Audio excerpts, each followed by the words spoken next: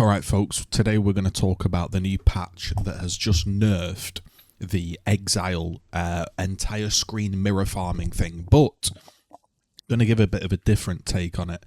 Obviously, it is air quotes good that it's been removed, but look, I'm kind of getting tired of, I suppose, for the first time ever, GGG and the way they're approaching these leagues and games. So let's run down what exactly has happened. So, when we go to the tier changes of the latest patch notes, they've altered some tier 17s, and they've also changed that the All Flame Ember can now only spawn a single rogue exile instead of multiple. So you think, great, the strategy has been fixed, but the damage kind of has already been done, and it has a really large knock-on effect, and it just feels bad for the average player. We've gone from like the average player having essence on their tree and enjoying it to now, yes, they spec into essence, but now they have to go into their stash and they have to put the 3 essence scarabs in, which they probably don't have many of. Then they have to trade for them. I don't see how that helps the average player. They said they wanted to remove sextants to stop the micromanagement and people using TFT and making it less finicky, but to be honest, when you fully spec into a league mechanic, it is less juicy than it was previous, and to make it as juicy as it was, you need to use scarabs, which you need to trade for.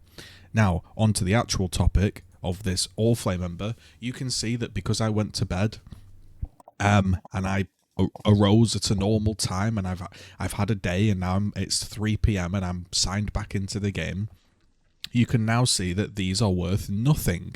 Yesterday, these were worth 250C. I didn't sell them because I could not be bothered to run to my PC and sell them. So you can see here, I lost about 500C overnight because GGG did a patch that changed a strategy that somebody has abused. So you can say that's good, you can say that's bad, but it obviously is going to feel bad for the average Joe that had a few of these.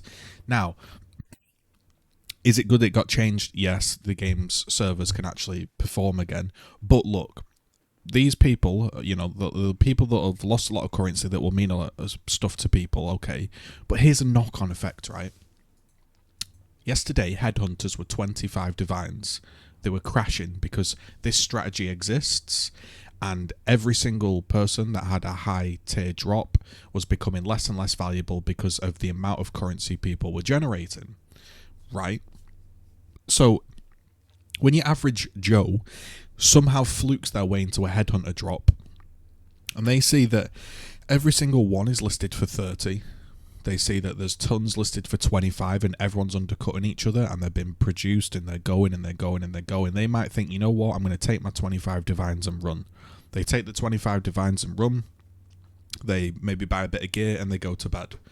They now wake up that this thing that was actually driving all of the economy changes has been stopped, and all of a sudden their item that they sold is now going to be worth, uncorrupted, probably about 50 divines. It's doubled in price overnight because of a change to this single ember. And I think people are just getting tired of having to keep up with this kind of stuff, because myself, what I thought yesterday was, wow, headhunters are really cheap. There's zero chance this strategy stays in the game. If I had a load of currency, I'd buy like 20 headhunters and I know for a fact they're going to go up, right? So your average Joe has no chance to do that. Your sweaty streamer probably could do that. They probably have done that. And what's it affected? The average player, their drop is now, their item that they were chasing has now, whatever, doubled in price. The average player now has maybe sold a drop for half the price because of what looks like to be a bug almost. And look, I understand how these things work. I totally understand there's another side of things. The reason headhunters even became that cheap in the first place was because of the strategy. So the only reason it was even attainable for the average Joe was because of these strategies. But that doesn't really matter. What matters is the feeling to the player. So the player might have signed in, he's not following Reddit, he's not following YouTube, he's not absolutely sweating all these currency guides from Grimro or whatever, and he sees his chase item and he goes 25 divines. You know what? I'm gonna save up for that. I've got 17 divines. I'm getting there. And then overnight it becomes 50. and it just feels bad. And it feels bad because there's no logical reason to the jump in price other than they fixed a bug that probably they weren't even aware of. So I think what I'm trying to say is because of like the gap with the Atlas and the Scarabs has changed. So all of a sudden now your Atlas isn't just enough. You need Scarabs. Need, air quotes, right? And the gap between not doing a strategy and doing a strategy is so enormous that you actually do have to pay attention to stupid stuff like this and stupid strategies because it can just wildly affect everything in a second. And I think there's too much little things that are wildly affecting everything because maybe they're not checking balance correctly, interactions, testing enough. Or maybe the game's just gone too far. Or maybe they just need to stop balancing around streamers full stop. You know, because like I say, the average Joe is going to look at these and think, well, these are useless now.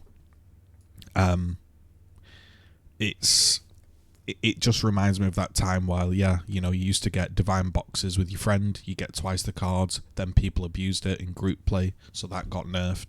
It's like the game has absolutely been focused around the total 1%, and what ends up happening is the game still feels really good for the top 1%, because they're always going to be sweaty and smash the game, but the average player, the guy that enjoys the game but doesn't want to keep track of little stupid things like this, just ends up feeling worse about the entire game. I'm not trying to say that the game's bad, and I do understand that because it's an online economy and you play in Trade League and it is a new league with new features, these things are going to happen. I've played PoE long enough to know that, so it doesn't absolutely annoy me to high heaven. But for people that do enjoy the game and maybe aren't as focused in on it, can be quite demoralising, I guess, to see items fluctuate so much for such little things.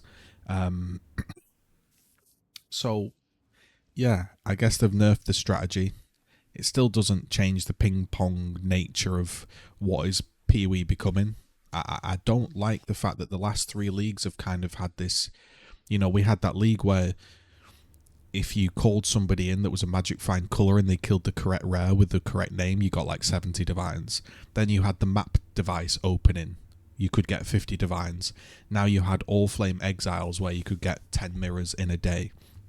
And I'm sure somebody else might come up with something, such as, you know, maybe people were doing this. You know, Gemling monster packs now have a 50% chance to contain a unique rather than 100. So those that used to get a few quality gems off the uniques, now all of a sudden that got nerfed because somebody else was probably abusing it. Look, they just need to probably just make all these all flames non-tradable, make them exciting for us to use. The fact that they're tradable just means if there's any good one, people are going to stack it up and abuse it. And I don't know, I'm just getting a bit tired of it. I know the option is play SSF. I've tried SSF hardcore. I got to like 92. I didn't like it, to be honest, because sometimes you just want a few jewelers to try link your chess piece and you don't have them, and you can't just nip on trade and get them. Like the way I think of most people play trade is they're kind of playing SSF up until a point where they actually need something to progress their build. Maybe they have no chaos res, or maybe they just need a fragment or something to try some content, and they're not super trading, whereas the top 1% actually use trade as like an investment tool, and it just breaks the whole fucking game, to be honest.